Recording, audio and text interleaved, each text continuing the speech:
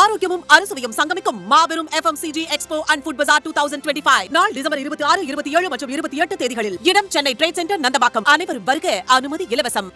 ஒப்பந்த முறையில் பணியாற்றி கொண்டிருந்த 169 செவிலியர்களை காலமுறை ஊதியத்தில் பணி நியமனம் செய்வதும் பல்வேறு நிலைகளில் இன்றைக்கு பணிமாறுதல்கள் என்கின்ற வகையில் வெளிப்படை தன்மையுடனான கலந்தாய்வு பணிமாறுதல்களை பெற்றிருப்பவர்களுக்கு மாறுதல் ஆணைகளை தருவதுமான இந்த நிகழ்ச்சிக்கு வருகை தந்து சிறப்பித்திருக்கிற பெருமதிப்புக்குரிய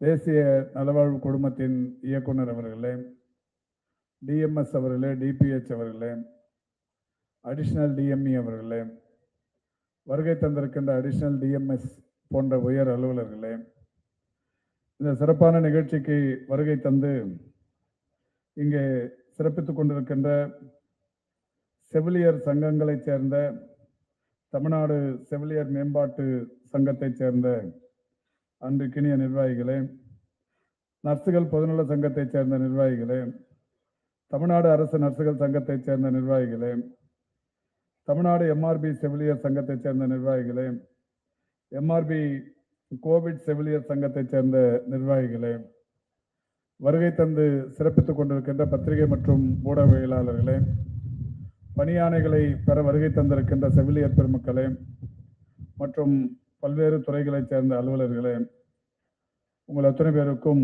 முதலில் என்னுடைய நன்றியையும் வணக்கத்தையும் தெரிவித்துக் கொள்கின்றேன். இன்றைக்கு ஒரு 169 செவிலியர்கள் ஒப்பந்த முறையில் பணியாற்றி கொண்டிருந்தவர்களுக்கு காலமுறை ஊதியத்தில் பணி நியமனம் செய்யப்பட்டு அதற்கான ஆணைகள் வழங்கப்படவிருக்கிறது.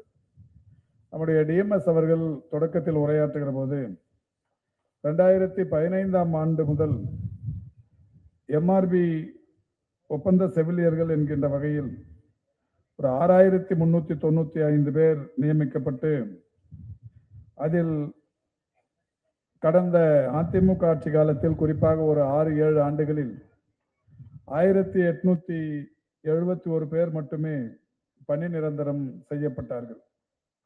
ஆனால் மாண்புமிகு தமிழ்நாட்டின் முதலமைச்சர் அவர்கள் செவிலியர்களாக இருந்தாலும், மருத்துவர்களாக இருந்தாலும், மருத்துவம் சார்ந்தவர்களாக இருந்தாலும் இந்த துறையில் அவர்கள் செய்யும் பணி என்பது ஒரு மிகப்பெரிய சேவை மனத்துடனான பணி. தங்களுடைய உயிரை துச்சமான மதித்து கோவிட் காலத்தில் பணியாற்றிய அந்த பணியை பாராட்டுகிற வகையிலும் அங்கீகரிக்கிற வகையிலும் அவர்களுக்கு முடிந்தவரை விதிமுறைகளின்படி அவர்களுக்கு பணி நிரந்தரம் செய்வதாக இருந்தாலும், கலந்தாய்வுகளின் மூலம் பணிமாறுதல் செய்வதாக இருந்தாலும், புதிய பணியிடங்களை உருவாக்குகிற அந்த பணியாக இருந்தாலும்,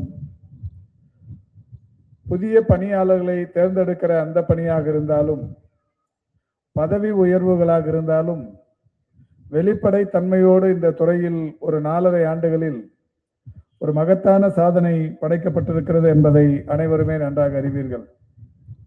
அந்த வகையில் எம்ஆர்பியின் மூலம் இதுவரை ஏறத்தாழ 9288 பேரும், கருணை அடிப்படையிலான பணி நியமனங்கள் என்கின்ற வகையில் 281 பேரும், டிஎன்பிஎஸ்சி மூலம் 2261 பேரும், என்எச்எம் வழியாக 14672 பேரும், மாண்புமிகு தமிழ்நாட்டின் முதலமைச்சர்களால் உருவாக்கப்பட்ட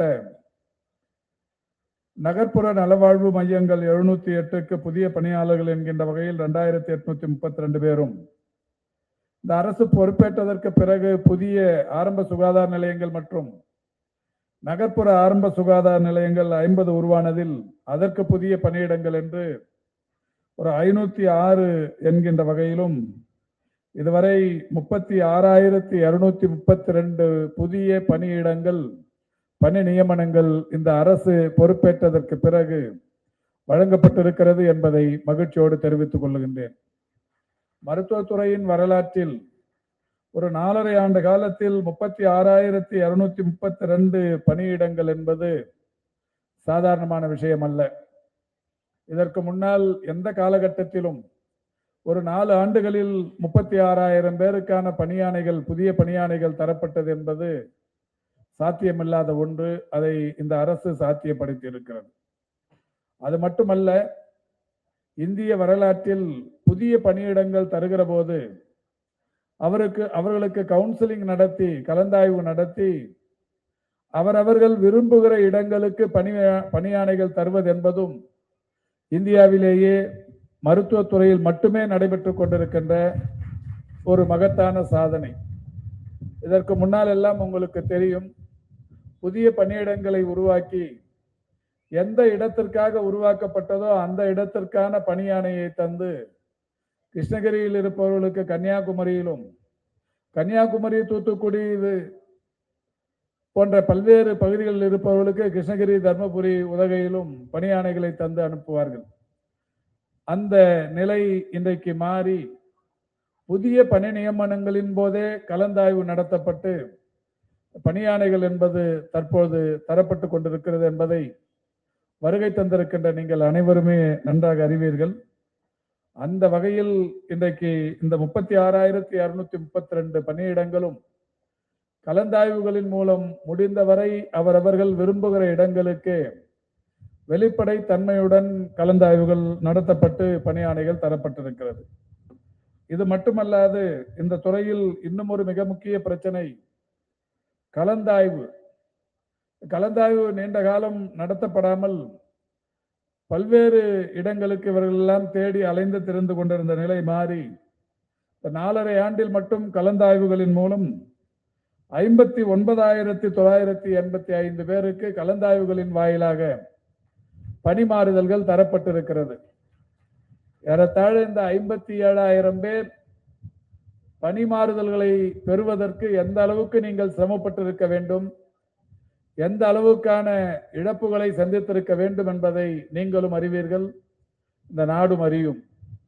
ஆனால் மாண்புமிகு தமிழ்நாட்டின் முதலமைச்சர்கள் இந்த துறையில் பணியாற்றி கொண்டிருப்பவர்களுடைய ஆத்மார்த்தமான சேவையை பாராட்டி அவர்களுக்கு இன்றைக்கு 59,985 பேருக்கு கலந்தாய்வுகளின் வாயிலாக பணியாணைகள் இன்றைக்கு தரப்பட்டிருக்கிறது. அதோடு மட்டுமல்லாது, நிறைய பேர் பத்திரிகைகளில் கூட இன்றைக்கும் எளிதாக சொல்வது புதிய பணியிடங்களை உருவாக்க வேண்டும் என்று சொல்வார்கள். அந்த வகையில் இந்த அரசு புதிய பணியிடங்களை உருவாக்கி இன்றைக்கு அதற்கான ஆணைகளை தந்திருப்பது 11 மருத்துவக் கல்லூரிகளில் ஒரு 11,208 பேர் என்கின்ற வகையிலும், ஜைகா கட்டடங்கள், ஜப்பான் பன்னாட்டு கூட்டுறவு முகமையின் சார்பில் கட்டப்பட்ட கட்டடங்களின் வாயிலாக ஒரு 750 பணியிடங்களும், அண்மையில் காட்பாடி செயற்காடு பகுதியில் திறந்து வைக்கப்பட்ட பணியிடத்தில் அந்த மருத்துவமனைக்கும், காஞ்சிபுரத்தில் இயங்கிக் கொண்டிருக்கின்ற புற்றுநோய் மருத்துவமனைக்கும் என்று பல்வேறு மருத்துவமனைகளில் இன்றைக்கு புதிய பணியிடங்கள் என்று உருவாக்கப்பட்டு இதுவரை 17,780 புதிய பணியிடங்கள் உருவாக்கப்பட்டிருக்கிறது. புதிய பணியிடங்கள் என்று உருவாக்கப்பட்டிருப்பது 17,780. கலந்தாய்வுகளின் வாயிலாக பணிமாறுதல்களை பெற்று பயன்பெற்றிருப்பவர்கள் 59,985 பேர். எம்ஆர்பியின் மூலமும், டிஎன்பிஎஸ்சியின் மூலமும், NHM மூலமும், டிஸ்ட்ரிக்ட் ஹெல்த் சொசைட்டியின் மூலமும் புதிதாக பணியாணைகளை பெற்றிருப்பவர்கள் 36,232 பேர். இப்படி ஒரு 1.5 லட்சம் நெருங்குகிற அளவுக்கு பணியாணைகளை, பணி மாறுதல்களை, பதவி உயர்வுகளை, புதிய பணியிடங்கள் உருவாக்குதலை என்கின்ற வகையில் இந்த அரசில் இந்த துறையை சேர்ந்தவர்கள் பயன்பெற்றிருக்கிறார்கள் என்பதை மகிழ்ச்சியோடு தெரிவித்துக் கொள்கின்றேன். அந்த வகையில்தான் இன்றைக்கு இந்த 169 செவிலியர்கள், ஒப்பந்த முறையில் பணியாற்றி கொண்டிருந்த செவிலியர்கள் இன்றைக்கு பதவி உயர்வு பெற்றிருக்கிறார்கள். நம்முடைய துறையின் செயலாளரும் இந்த நிகழ்ச்சிக்கு வருகை தந்து சிறப்பித்திருக்கிறார். மரியாதைக்குரிய NHM MD அவர்கள் சொன்னதை நம்முடைய DMS அவர்கள் சொன்னதை போல ஒரு 7 ஆண்டு காலத்தில் கடந்த ஆட்சியில் வெறும் 1,871 செவிலியர்கள் மட்டுமே பணி நிரந்தரம் பெற்ற நிலையில் 4.5 ஆண்டுகளில் மாண்புமிகு தமிழ்நாட்டின் முதலமைச்சர்களால் 4,825 செவிலியர்கள் படிப்படியாக பணி நிரந்தரம் செய்யப்பட்டார்கள் என்பதை மகிழ்ச்சியோடு தெரிவித்துக் கொள்கின்றேன். இந்த அரசு பொறுப்பேற்றதற்கு பிறகு இங்கே உரையாற்றிய செவிலியர் சங்கத்தைச் சேர்ந்த நிர்வாகிகள் மகிழ்ச்சியோடு நன்றியினை தெரிவித்தார்களே.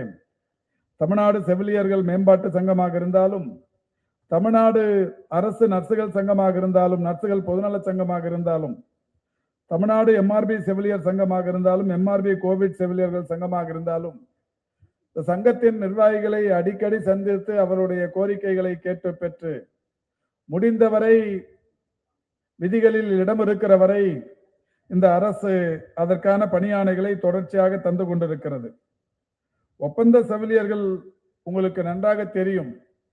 இதுல எம்ஆர்பி தேர்வு எழுதி இந்த துறைக்கு வந்தவர்களுக்கு நிச்சயம் 100% அவர்களை பணி நிரந்தரம் செய்ய வேண்டும் என்பதில் மாறுபட்ட கருத்து இல்லை. ஆனால் 2015ஆம் ஆண்டு இந்த ஒப்பந்த செவிலியர்கள் முறையை, எம்ஆர்பி செவிலியர்கள் முறையை தோற்றுவிக்கிற போதே அதில் அந்த அவர்களுக்கு வழங்கப்பட்ட ஆணைகளிலேயே சொல்லப்பட்ட ஒன்று, 2 ஆண்டுகள் பணி செய்து பிறகு இந்த துறையில் காலி இருந்தால் மட்டுமே இவர்களை நிரந்தரப்படுத்த முடியும் சீனியாரிட்டி அடிப்படையில் என்று சொல்லப்பட்டிருந்தது. அதை ஒப்புக்கொண்டு பணியில் சேர்ந்த ஒரே காரணத்தினால்தான் இப்பொழுது காலியாக அந்த பணியிடங்களை நிரப்பும் பணியினை அரசு செய்ய முன்வந்திருக்கிறது. அந்த வகையில் தான் கடந்த ஆட்சி காலத்தில் காலியாக இருந்த பணியிடங்களிலும் கூட எம்ஆர்பி ஒப்பந்த செவிலியர்களை பணி நிரந்தரம் செய்யாமல் விட்டுவிட்டார்கள். இந்த அரசு பொறுப்பேற்றதற்கு பிறகுதான் 4.5 ஆண்டில் 4825 செவிலியர்களுக்கு பணி நிரந்தரம் செய்யப்பட்டிருக்கிறது. அதில் இன்றோடு காலியாக இருக்கிற இடங்கள் என்பது 169. இந்த 169 பேருக்கு இன்றைக்கு இந்த பணியாணைகள் தரப்பட்டிருக்கிறது. அண்மையில் இங்கே உரையாற்றிய திரு ஹேமச்சந்திரன்,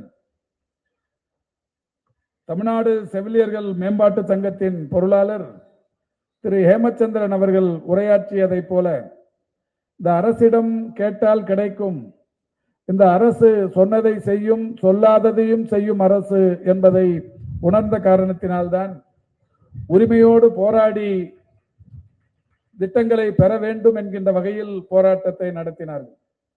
போராட்டத்தை நடத்துவதில் எனக்கு எப்பொழுதுமே மாறுபட்ட கருத்து இருந்ததே இல்லை. போராட்டம் நடத்த தொடங்கிய உடனே நானும் கூட சொன்னது, எந்த தொழிலாளியாக இருந்தாலும் யாராக இருந்தாலும் போராடுவது என்பது ஜனநாயக உரிமை, அது அவர்களது கடமை என்றெல்லாம் கூட சொல்லியிருக்கிறேன். அதே போல் இன்னொரு முறை கடந்த 1 வாரத்திற்கு முன்னால் பத்திரிகையாளர் சந்திப்பில் கூட சொன்னது, செவிலியர்கள் யார் போராடுகிறார்கள் என்றால் அவர்களும் இந்த அரசாங்கத்தின் ஒரு அங்கம், இந்த துறையின் ஒரு அங்கம். இந்த துறையில் அவர்களுக்கும் மிக முக்கிய பங்கு உண்டு. காரணம், ஒரு பேரிடர் காலத்தில் பணியாற்றியவர்கள் என்கின்ற நிலையில் மாண்புமிகு தமிழ்நாட்டின் முதலமைச்சர்கள் அவர்களுக்குரிய அந்த மரியாதை எல்லா இடத்திலும் தந்து வருகிறார்கள். ஆனால் ஒரே ஒரு விஷயம், எந்த சங்கமாக இருந்தாலும், நானும் தொழிற்சங்கத்திலிருந்து தான் வந்திருக்கிறேன், எந்த சங்கமாக இருந்தாலும் போராடுவதற்கு முன்னால் ஒரு 4-5 முறை பேச்சுவார்த்தை நடத்த வேண்டும். பேச்சுவார்த்தை நடத்தி பலனில்லாமல் போகிற பட்சத்தில் தான் போராட வேண்டும். எடுத்த உடனே போராட்டம் என்பது, அதாவது உங்களை வருத்திக் கொள்வது என்பது ஒரு சரியான விஷயமாக இருப்பதில்லை. போராடுவது என்பது வருத்திக் கொள்ளும் முறைகளில் ஒன்றாகவே இன்றைக்கு மாறிவிட்டிருக்கிறது. பெரிய வெயிலில் உட்கார்ந்து போராடுவது, உண்ணாமல் உறங்காமல் அந்த போராடுவது போன்ற நிலைகள் எல்லாம் உங்கள் துறைக்கு, இந்த துறைக்கு தேவையில்லை. காரணம், இந்த துறை உங்களுக்கு உரிமையான துறைகளில் ஒன்று. நான் ஏற்கனவே சொன்னதை போல இந்த துறையில் நீங்களும் ஒரு அங்கம். எனவே போராடிதான், உங்களை வருத்தி கொண்டுதான் சலுகைகளை பெற வேண்டும் என்பது இல்லை. கேட்டாலே செய்யக்கூடிய முதல்வர் நம்முடைய மாண்புமிகு தமிழ்நாட்டின் முதலமைச்சர்கள். இன்றைக்கு எல்லா துறைகளிலும் முடிந்தவரை சட்டத்தில் எந்த அளவுக்கு இடம் இருக்கிறதோ அதோடு சேர்த்து மனிதாபிமானத்தையும் இணைத்து முடிந்தவரை இன்றைக்கு செய்யப்பட்டு கொண்டிருக்கிறது. நான் சொன்னதை போல மனசாட்சி உள்ள யாரும் மறந்துவிட முடியாது. 4.5 ஆண்டுக்கு முன்னால் வெளிப்படை தன்மையோடு கலந்தாய்வுகள் நடத்தப்பட்டதா? 4.5 ஆண்டுகளுக்கு முன்னால் வெளிப்படைத்தன்மையோடு பணி நியமனங்கள் நடைபெற்றதா? 4.5 ஆண்டுகளுக்கு முன்னால் வெளிப்படைத்தன்மையோடு பதவி உயர்வுகள் நடைபெற்றதா? 4.5 ஆண்டுகளுக்கு முன்னால் எத்தனை புதிய பணியிடங்கள் உருவாக்கப்பட்டது? இந்த பட்டியலை இன்றைக்கு தங்களை வருத்தி கொண்டு போராடுகிற பொதுநல சங்கங்கள் அன்பு கூர்ந்து நினைத்து பார்க்க வேண்டும். யாரையும் நான் குறைத்து நிச்சயம் சொல்ல மாட்டேன். போராட்டத்தால் இன்றைக்கு நிறைய பேருக்கு வாழ்வு கிடைத்திருக்கிறது என்றால் மிகப்பெரிய அளவில் மகிழ்ச்சி அடைவது மாண்புமிகு தமிழ்நாட்டின் முதலமைச்சர் தான் முதலில் மகிழ்ச்சி அடைவார். இன்றைக்கு உங்களுடைய மிக முக்கியமான கோரிக்கைகள், இன்றைக்கு பல்வேறு கோரிக்கைகள் இன்றைக்கு நிறைவேற்றப்பட்டிருக்கிறது. அதை பெருமையோடு சொல்வதில் நானும் மகிழ்ச்சி அடைகிறேன்.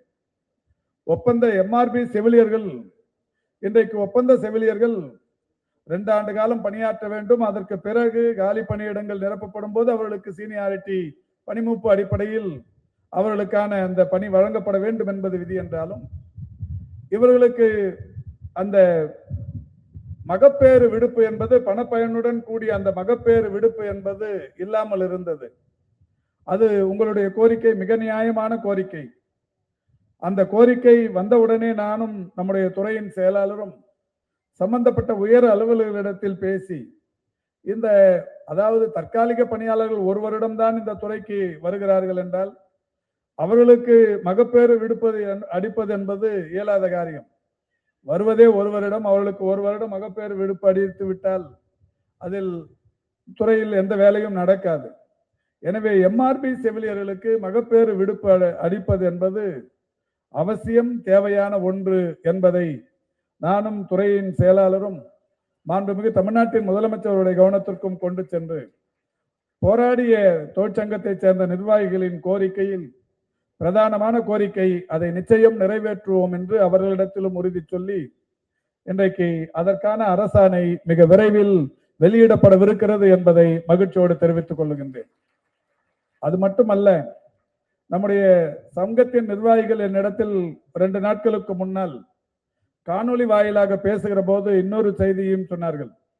அந்த செய்தி என்பது இந்த மகப்பேறு விடுப்பு அளிப்பது அது ஊதியத்துடன் கூடிய மகப்பேறு விடுப்பாக இருக்க வேண்டும் என்பதோடு சேர்த்து உயர்நீதிமன்றத்தின் தீர்ப்பு ஒன்று இருக்கிறது. அந்த தீர்ப்பின் அடிப்படையில் இந்த மகப்பேறு விடுப்பு இதற்கு முன்னால் கிடைக்காதவர்களுக்கு காம்பன்சேஷன் தர வேண்டும் என்கின்ற வகையில் கோரிக்கை வைத்தார்கள். நானும் செயலாளரும் உடனடியாக சம்பந்தப்பட்ட உயர் அலுவலர்களுக்கு சொல்லி அதை வலியுறுத்திய போது அரசும் இன்றைக்கு கருணை உள்ளத்தோடு நீதிமன்ற தீர்ப்புக்கு பிறகு இந்த மகப்பேறு விடுப்பு எடுத்தவர்களுக்கு அந்த பணப்பயன் என்பது வழங்கப்படும் என்று இன்றைக்கு அறிவிப்பதில் நான் மகிழ்ச்சி அடைகிறேன். அதேபோல் இந்த அரசு பொறுப்பேற்றதும் மாண்புமிகு தமிழ்நாட்டின் முதலமைச்சர் அவர்கள் 14,000 ரூபாய் என்றிருந்த சம்பளத்தை 18,000 ரூபாயாக உயர்த்தினார்கள்.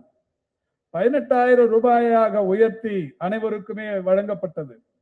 அதில் ஒரு 400-500 பேருக்கு சரியான ரெக்கார்ட்ஸ் இல்லாத காரணத்தினாலும் DMS DME போன்ற அலுவலகங்களின் வாயிலாக அவர்களுக்கான பதிவேடுகள் பராமரிப்பதில் கொரோனா காலத்தில் அதில் பெரிய அளவிலான நிர்வாக சிக்கல் இருந்த காரணத்தினாலும் ஒரு 400-500 பேருக்கு அந்த தொகை போய் சேராமல் இருந்தது.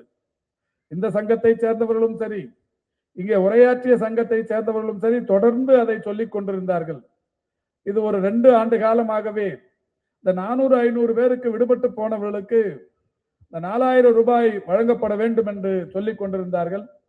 நாங்களும் மாண்புமிகு தமிழ்நாட்டின் முதலமைச்சர் அவர்களுடைய கவனத்திற்கு கொண்டு சென்றதன் விளைவாக யாருக்கெல்லாம் அது விடுபட்டு போனதோ அந்த விடுபட்டு போனவர்களுக்கெல்லாம் அந்த 4,000 ரூபாய் வழங்கப்படும் என்பதையும் அவர்களுடைய கோரிக்கைகளின் பிரதான கோரிக்கைகளில் ஒன்றான அதையும் ஏற்கிறோம். அதேபோல் 2 நாட்களுக்கு முன்னால் பேசும்போது இன்னொரு செய்தி சம்பந்தப்பட்ட நிர்வாகிகள் காணொலி வாயிலாக சொன்னது, அப்படி இதுவரை வழங்கப்படாமல் ஏற்கனவே அது வழங்கப்பட்டதற்கு பிறகு பணியாற்றி கொண்டிருப்பவர்கள் எவ்வளவு பேர் என்று கண்டறிந்து அவர்களுக்கு இத்தனை நாட்களும் கணக்கிட்டு அதை தர வேண்டும் என்று சொன்னார்கள். அதற்கும் மாண்புமிகு தமிழ்நாட்டின் முதலமைச்சர் அவர்கள் ஒப்புக்கொண்டு அவர்களுக்கு இந்த ஏற்கனவே பணியாற்றிய காலத்தில் விடுபட்டு போன அந்த 4,000 ரூபாய் சம்பளத்தையும் இன்றைக்கு தருவதற்கு அரசு முன்வந்திருக்கிறது என்பதை மகிழ்ச்சியோடு தெரிவித்துக் கொள்ளுகின்றேன். அதே போல் இந்த கொரோனா பேரிடர் காலத்தில் பணியில் அமர்த்தப்பட்டவர்கள் ஏறத்தாழ ஒரு 3660 பேர் கொரோனா காலத்தில் பணியில் அமர்த்தப்பட்டார்கள், தற்காலிக செவிலியர்கள். இந்த தற்காலிக செவிலியர்களை பொறுத்தவரை இந்த 3660 பேரில் ஏற்கனவே பல்வேறு நிகழ்ச்சிகளின் வாயிலாக அவர்களை எல்லாம் இந்த ஒப்பந்த அடிப்படையிலான செவிலியர்கள் துறைக்கு அவர்களை மாற்றம் செய்தோம். கொரோனா காலத்தில் பணியாற்றியவர்கள் அந்த 2 மாதம் 1 மாதம் கொரோனாவுக்கு பிறகு இந்தியாவில் இருக்கிற 36 மாநிலங்களிலும் உடனடியாக வீட்டுக்கு அனுப்பப்பட்டார்கள். ஆனால் தமிழ்நாட்டில் மட்டும்தான் மாண்புமிகு தமிழ்நாட்டின் முதலமைச்சர்கள் அந்த பேரிடர் காலத்தில் பணியாற்றி இருக்கிறார்கள். அவர்கள் பணியாற்றிய காலம் 1 மாதமோ 2 மாதமோ 6 மாதமோ கவலை இல்லை, அவர்களுக்கு ஏதாவது ஒரு வகையில் இந்த அரசு உறுதுணையாக இருக்க வேண்டும் என்று சொன்னதற்கு பிறகுதான் 3260 பேரில் 2146 பேர் ஒப்பந்த செவிலியர்கள் முறையில் இன்றைக்கு அவர்கள் சேர்க்கப்பட்டிருக்கிறார்கள். அவர்களுக்கும் விரைவில் இந்த பணிமூப்பு அடிப்படையில் பணி ஆணைகள் கிடைக்கவிருக்கிறது. அதில் ஒரு 724 பேர் கம்யூனியல் ரொட்டேஷன் செய்யப்படவில்லை என்கின்ற புகார் இருந்தது. பொதுவாகவே தற்காலிக பணியாளர்கள் நியமனம் செய்த அந்த காலகட்டத்தில், கொரோனா காலகட்டத்தில் எந்த பணியாக இருந்தாலும் அரசு எடுக்கிற போது கம்யூனியல் ரொட்டேஷன் இருக்க வேண்டும். எஸ்சிக்கு இத்தனை, எஸ்டிக்கு இத்தனை, பிசிக்கு இத்தனை, எம்பிசிக்கு இத்தனை, ஸ்போர்ட்ஸ் கோட்டா இத்தனை, டிஃபென்ஸ் கோட்டா இத்தனை அப்படிங்கிற மாதிரி ஒவ்வொரு பிரிவுக்கும் இவ்வளவு இடங்கள் இருக்கிறது. இதன் அடிப்படையில் தான், கம்யூனியல் ரொட்டேஷன் அடிப்படையில் தான் பணிகளை நியமிக்க வேண்டும் அரசு துறையில். ஆனால் கொரோனா பேரிடர் காலத்தில் அப்போது அவசர கதியில் எப்படியாவது இந்த பேரிடரிலிருந்து மக்களை காக்க வேண்டும் என்கின்ற நிலையில் கம்யூனல் ரொட்டேஷன் இல்லாமலேயே பணியில் சேர்க்கப்பட்டார்கள். அப்படி சேர்த்தவர்களை எல்லாம் அரசில் நிரந்தரப்படுத்திவிட்டால் நிச்சயம் நீதிமன்றங்களுக்கு யாராவது சென்றால் பெரிய அளவிலான பாதிப்பு ஏற்படும். எனவேதான் ஒரு 724 பேர் அவர்கள் உடனடியாக இந்த ஏற்கனவே நியமிக்கப்பட்ட 2146 பேரையும் தவிர்த்து இந்த 3260 பேரில் ஒரு 724 பேர் விடுபட்டு போனவர்களுக்கு இப்போது கம்யூனியல் ரொட்டேஷனுக்கான அந்த பணிகள் நடைபெற்றுக் கொண்டிருக்கிறது எம்ஆர்பியின் சார்பில். அநேகமாக இன்னும் 2-3 நாட்களில், ஒரு வாரத்தில் அந்த பணி முடிவுற்றதற்கு பிறகு அந்த 724 பேரும் இந்த ஒப்பந்த செவிலியர் பணி நியமனங்களில் அவர்கள் நியமிக்கப்படவிருக்கிறார்கள் என்பதையும் மகிழ்ச்சியோடு தெரிவித்துக் கொள்கின்றோம். ஆக இந்தியாவிலேயே கொரோனா காலத்தில் பணியாற்றிய ஒட்டுமொத்த பேரையும் பணியில் இணைத்துக் கொண்ட ஒரே அரசு முத்துவேல் கருணாநிதி ஸ்டாலின் அரசு மட்டும்தான் என்பதை இங்கே மிகுந்த மகிழ்ச்சியோடு எடுத்து கூற கடமைப்பட்டிருக்கின்றேன். அது மட்டுமல்ல, இங்கே உரையாற்றிய நம்முடைய டிஎம்எஸ் அவர்கள் சொன்னார்கள், ஏறத்தாழ ஒரு 19,000க்கும் மேற்பட்ட செவிலியர்கள் இருக்கிறீர்கள். 19,000க்கும் மேற்பட்டவர்களில் பணிமூப்பு என்பது, அந்த பணிமூப்புக்கான பட்டியல் என்பது ஒவ்வொரு முறையும் பணிமூப்பு அடிப்படையில் பணி நியமனங்கள் செய்ய வேண்டும் என்கிற போது அலுவலகத்தில் ஒரு பெரிய அளவிலான திண்டாட்டம் இருக்கும். அப்பொழுது மட்டுமே ஒரு 10-20 அதிகாரிகள் உட்கார்ந்து தலையை பீத்துக் கொள்ளுகிற நிலை இருந்தது. 2004 தான் கடைசியாக அந்த பணிமூப்பு அடிப்படை அந்த லிஸ்ட் பட்டியல் வெளியிடப்பட்டது. ஒரு 21 ஆண்டுகளாக அந்த பணிமூப்பு லிஸ்ட் பட்டியல் வெளியிடப்படாமல் இருந்தது. நம்முடைய டிஎம்எஸ் பெருமதிப்பிற்குரிய அம்மையார் டாக்டர் சித்ரா அவர்கள் அவருடைய பெரும் முயற்சியின் காரணமாக இன்றைக்கு 15,645 பேரை பணிமூப்பு அடிப்படையில் எடுத்து வரிசைப்படுத்தி இருக்கிறார்கள். அதிலும் கூட இன்றைக்கு இந்த நிகழ்ச்சியின் வாயிலாக உங்களுக்கு தெரிவிக்கிற ஒரு ஆப்ஷன், 15,645 பேருக்கான பணிமூப்பு பட்டியல் வெளியிடப்படுகிறது.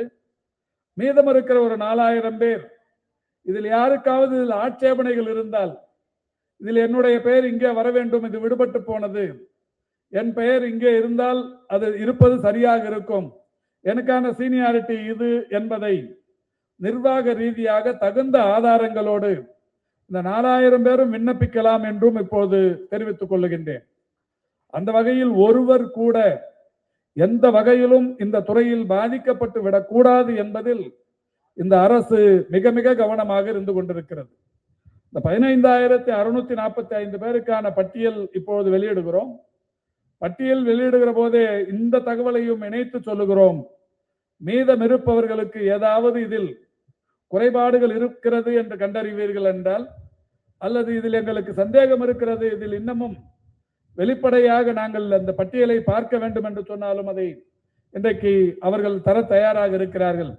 எனவே அதற்கும் இன்றைக்கு இந்த துறையின் சார்பில் இப்பொழுது அந்த பட்டியல் வெளியிடப்பட்டு அதுவுமே கூட இன்றைக்கு செய்யப்படவிருக்கிறது என்பதை மகிழ்ச்சியோடு தெரிவித்துக் கொள்கின்றேன்.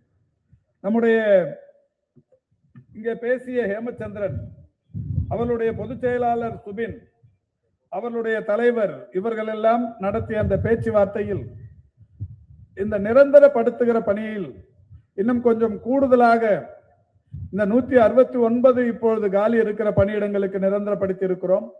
இன்னமும் கொஞ்சம் கூடுதலாக தரப்பட வேண்டும் என்கின்ற வகையிலான கோரிக்கையை எடுத்து வைத்ததன் விளைவாக இன்றைக்கு நம்முடைய துறையின் செயலாளர் அவர்கள் எப்படியாவது அவருடைய கோரிக்கைக்கு வலு சேர்க்க வேண்டும் என்கின்ற வகையில் மாண்புமிகு தமிழ்நாட்டின் முதலமைச்சருடைய கவனத்திற்கு கொண்டு சென்று செவிலியர் கண்காணிப்பாளர் நிலை 2 பணியிடத்திலிருந்து செவிலியர் கண்காணிப்பாளர் நிலை 1 பணியிடத்திற்கு ஒரு 460